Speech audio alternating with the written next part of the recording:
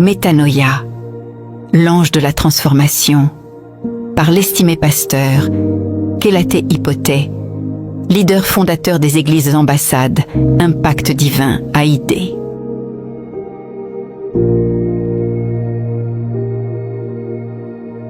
Que la grâce et la paix vous soient données de la part de Dieu notre Père et du Seigneur Jésus-Christ. Bonjour bien-aimés, heureux de vous retrouver pour ce précieux moment autour de la parole de Dieu. Notre méditation de ce mercredi 8 juillet 2026 porte sur ce thème « Soyez un bienfaiteur ». Prenons notre passage d'ouverture dans Job, chapitre 29, verset 15. « J'étais l'œil de l'aveugle et le pied du boiteux. L'homme a été créé à l'image et selon la ressemblance de Dieu. Dieu est infiniment bon et plein de miséricorde. C'est cette nature que toute personne qui prétend le connaître doit s'efforcer d'imiter, comme nous le révèle Éphésiens, chapitre 5, verset 1. Il n'est pas rare de rencontrer des personnes qui professent connaître Dieu, mais qui le renient par leur insensibilité, leur égoïsme et leur méchanceté. Elles crient à Dieu jour et nuit dans la prière et le jeûne, tout en demeurant indifférentes aux souffrances des hommes créés à l'image et à la ressemblance de Dieu. Elles en viennent ainsi à oublier la parole de Dieu, telle que le révèle Proverbe, chapitre 21, verset 13.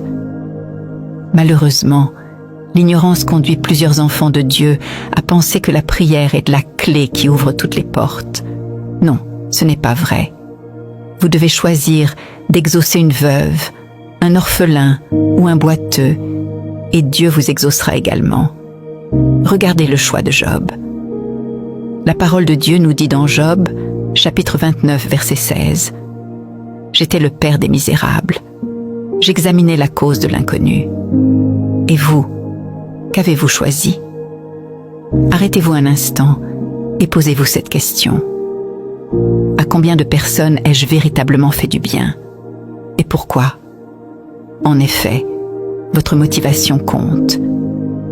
Votre intention est d'une très grande importance. Le véritable bienfaiteur ne recherche ni le regard des hommes, ni leur reconnaissance. Il est animé par un amour désintéressé.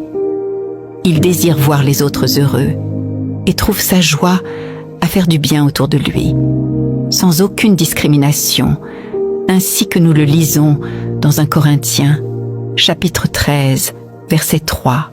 « Oh, que Dieu bénisse tous les bienfaiteurs sincères à travers le monde.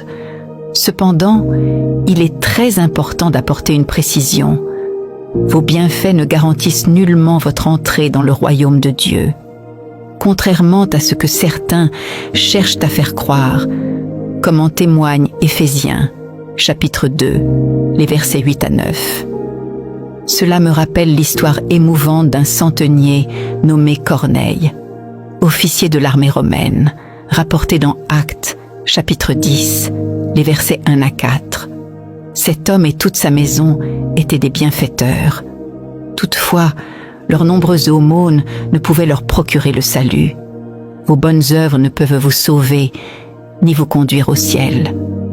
En revanche, elles peuvent être la raison du secours divin qui vous conduit au salut par la foi en l'évangile de Jésus-Christ. L'exemple de Corneille en est une parfaite illustration. Dans Actes, chapitre 10, versets 5 à 8, l'ange envoyé auprès de lui demanda de faire venir l'apôtre Pierre, afin que celui-ci lui annonce l'évangile et suscite en lui la foi qui sauve. Pierre vint, prêcha l'évangile, et le centenier bienfaiteur, ainsi que toute sa famille, furent sauvés et remplis du Saint-Esprit, comme nous le rapporte Actes, chapitre 10, versets 34 à 48. Soyez un bienfaiteur inarrêtable. Je vous invite maintenant à prier avec foi. Cher Père, transforme-moi en une bienfaitrice divine et en une distributrice de ton amour, au nom de Jésus-Christ. Amen. Gardons précieusement cette sagesse divine. Faire du bien aux hommes c'est honorer Dieu, leur Créateur. Pour approfondir cette méditation, nous vous encourageons à lire les passages suivants. Proverbe 11, versets 24 à 26, Ecclésiaste 11, versets 1 à 6, 2 Corinthiens 9, versets 10 à 13, et Proverbe 19, verset 17. Enfin, gardons cette vérité dans nos cœurs. Dieu est bon. À son image, soyez un bienfaiteur. Aimez sans intérêt, donnez sans calcul, et Dieu vous répondra. Vos œuvres peuvent ouvrir la porte au secours divin.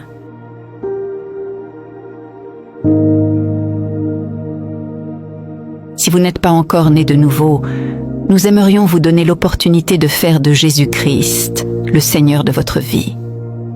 Priez maintenant avec nous de tout votre cœur.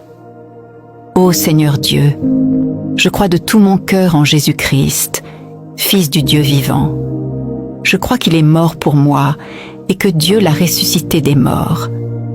Je crois qu'il est vivant aujourd'hui. Je confesse de ma bouche que Jésus-Christ est le Seigneur et le Sauveur de ma vie à partir d'aujourd'hui. Par lui et en son nom, j'ai la vie éternelle. Je suis né de nouveau. Merci Seigneur d'avoir sauvé mon âme. Je suis désormais un enfant de Dieu. Alléluia. Si vous avez fait cette prière avec foi, vous êtes désormais enfant de Dieu. Alléluia. Merci d'avoir été avec nous pour ce temps de méditation. Que la lumière de Christ éclaire chacun de vos pas et que sa parole demeure vivante dans votre cœur. Nous nous retrouvons très bientôt pour un nouveau numéro de Métanoïa, l'ange de la transformation.